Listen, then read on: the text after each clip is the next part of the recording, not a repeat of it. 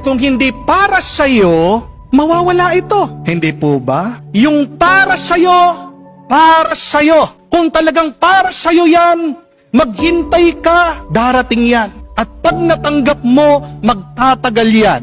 Amen? Hindi dahil gusto mo, makukuha mo. Pero kapag gusto ng Diyos, walang magiging hadlang. Ibibigay niya sa'yo. Amen? Opo, magpagod kayo, magsipag kayo. Disiplinahin mo ang iyong sarili.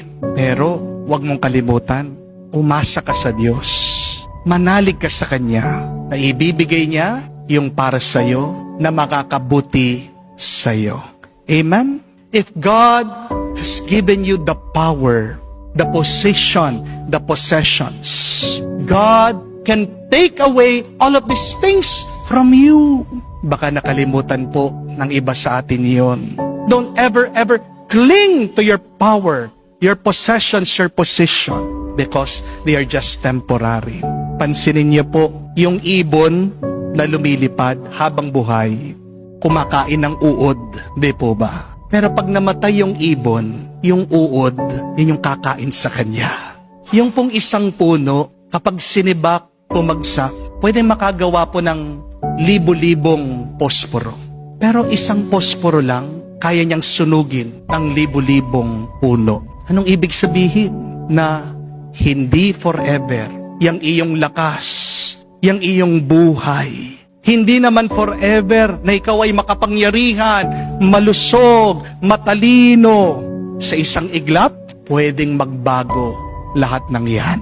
Amen? Malakas ka ngayon, sikat ka ngayon, mayaman ka ngayon, darating din ang araw, kapatid, merong darating na mas sikat kesa sa'yo, mas matalino kesa sa'yo, mas makapangyarihan kesa sa'yo, mas mayaman kesa sa'yo. Amen? Kaya nga po, kung gusto nating magtagal ang tuwa at saya sa ating buhay, anong kailangan nating gawin? Una, huwag tayong kumapit sa kayamanan, sa kapangyarihan, at sa kasikatan. Kung gusto mong magtagal ang iyong tuwa, saya sa iyong buhay, maging mabuti ka. Maging mabuti ka sa iba. At maging masunurin ka palagi sa Diyos. Amen? Because remember, God honors obedient hearts. Ulitin ko po yun. God honors obedient hearts. Ang mga pinagpapala, yung mga tapat at masunurin sa Diyos. Position, power, and possessions do not give us lasting joy. Kasi pagkayaman-yaman mo man,